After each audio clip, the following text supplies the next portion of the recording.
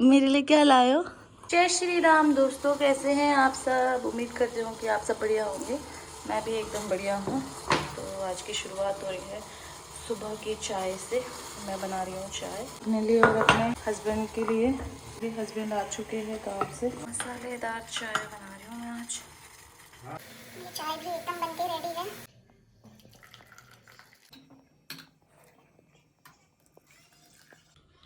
चलिए चाय लेके चलते हैं पति देव के लिए। राधे राधे। राधे राधे। गाइस आज सुबह सुबह चाय मिल गई बिस्तर में। थैंक गाइस ये कल गांव से आए हैं। अपने आप को दूसरा गाइस लाए हो जो इनके लिए कणिक लाने थे गांव से। सासू माँ ने गाइस मेरे लिए भेजा है त्योहार का हिस्सा। तो मैं आप लोगों को दिखाऊंगी कि क्या क्या भेज रखा है मेरे लिए। और मैं हूँ बहुत खुश कि मेरे पति आ गए। तो गाइस मैं हो गई हूँ नहा धो के बिल्कुल तैयार। अभी अभी मैं नहाई हूँ जस्ट, और मेरे हस्बैंड भी चले गए हैं साइड पे।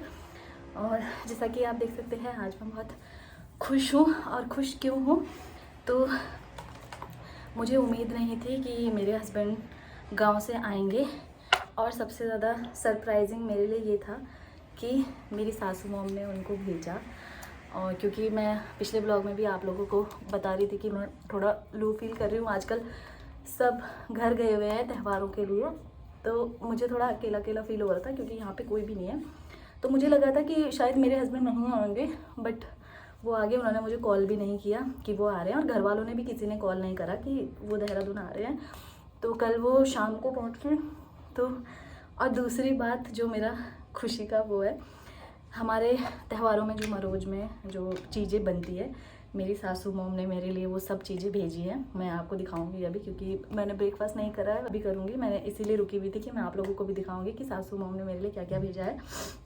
तो ये सारी चीज़ें हुई जिसके लिए मैं बहुत खुश थी। बल्कि मैंने तो अपने हस्बैंड से कहा भी था कि आप अभी मत आना, क्योंकि त्यौहार है तो घर में सब कुछ अच्छा लगता है, उनको भी अच्छा लगेगा, सासू मॉम को भी। बट सासू मॉम ने उनको रुकने ही नहीं दिया। काफ़ी वो अकेली है नीचे। फिर सुबह उनका फ़ोन आया मुझे, और मुझे फ़ोन करके कह रहे थे कि तेरे लिए मैंने ये चीज़ें भेजी है और तूने खाया कि नहीं खाया। तो मैं अभी ट्राई करूँगी। और मैं इतना खुश हो गई और थोड़ा इमोशनल भी हो गई थी सुबह। हमने मेरे बारे में सोचा गाइस, मेरे अपने घर वालों ने, मुझे किसी ने फ़ोन नहीं करा है। मेरी मम्मी लोगों ने सब भूल चुके हैं कि उनकी एक बेटी भी है और अकेले है अभी आजकल। तो थोड़ा त्योहारों में तो लगता ही है कि फ़ोन करो घर वाले, और वो तो मेरे घर वालों ने मुझे कुछ फ़ोन नहीं करा। बट मैं लकी हूँ कि मुझे ऐसा ससुराल मिला है। और सच में गाइस मुझे उम्मीद नहीं थी कि सासू माँ मेरे लिए ऐसा कुछ भेजेंगे, और मैं बहुत खुश हूँ। तो गाइज इस टाइम टू रिवील कि घर से क्या क्या आया है।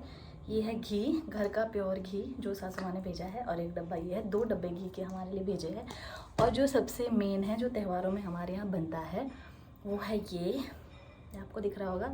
ये हमारी भाषा में इसको कणीक बोलते हैं। कोदा होता है यानी कि मंडुआ, मंडुए से बनता है ये।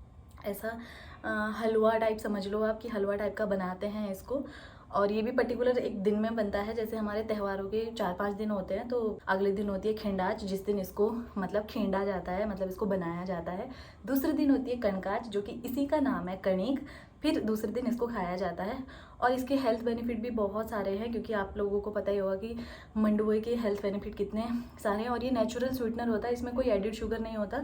और ये मीठा बनता है, कि बनाते कैसे इसकी रेसिपी नहीं पता, लेकिन ये खाने में बहुत अच्छा होता है।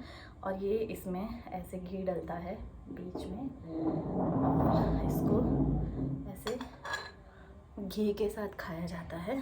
तो मैं आपको खा के बताती हूँ।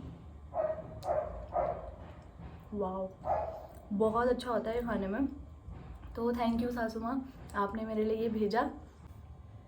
गाइस मैं तब से बोले जा रही थी, मैं इतना कुछ बोल चुकी हूँ, और मैंने कैमरा ऑन ही नहीं किया था। अब मुझे सब कुछ दोबारा से शूट करना पड़ रहा है। तो मैं ये कह रही थी कि आप लोग मुझे कमेंट करके बताना कि आप लोगों के यहाँ ये त्योहारों के नाम किस किस नाम से जाने जाते हैं। और जैसे हमारे यहाँ इसको कणीक बोलते हैं, आप क्या बोलते हैं मुझे कमेंट करके बताना। मैं अपने यहाँ का बता देती हूँ कि हमारे यहाँ ये त्यौहार कितने दिन के होते हैं और क्या क्या नामों से जाने जाता है, जो मुझे पता है। पहला होता है खिंडाज, दूसरा होता है कनकाज, तीसरा होता है चुराज, तो चुराच जो नाम है, उस दिन अखरोट वगैरह बहुत सारे फाड़े जाते हैं। रात को सब बैठ के आग के पास, चूल्हे के पास सब मिलके अखरोट फाड़ते हैं नेक्स्ट दिन के लिए, जिसका नाम है किसराज।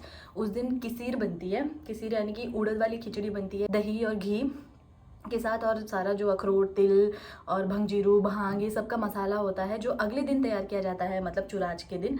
तो उस दिन ये सब तैयार करके किसराज के लिए ये सब तैयार किया जाता है। तो किसराज, और किसराज के दिन बकरी ईद भी होती है। शाम को बकरा कटता है और शाम को मटन बनता है। ये होता है कि पूरे गाँव के लोग सब मिल बांट के एक दूसरे के यहाँ जाते हैं, और हमारे यहाँ जो पापड़ और मूढ़ी बनती है वो सब एक दूसरे को डिस्ट्रीब्यूट करते हैं। तो ये सब चलता है। और नेक्स्ट डे होता है ओदोखो, और दूसरे उसके बाद होता है दोंदोड़ो। तो इसके बाद आती है माघ की संक्रांति, जो कि पूरे इंडिया में मनाई जाती है। तो अब आप लोग मुझे बताना कि आपके यहाँ ये सब नाम को क्या क्या नाम से जानते हैं, और यहाँ बुलाया जाता है इन त्योहारों के नाम को। कमेंट करके मुझे ज़रूर बताना।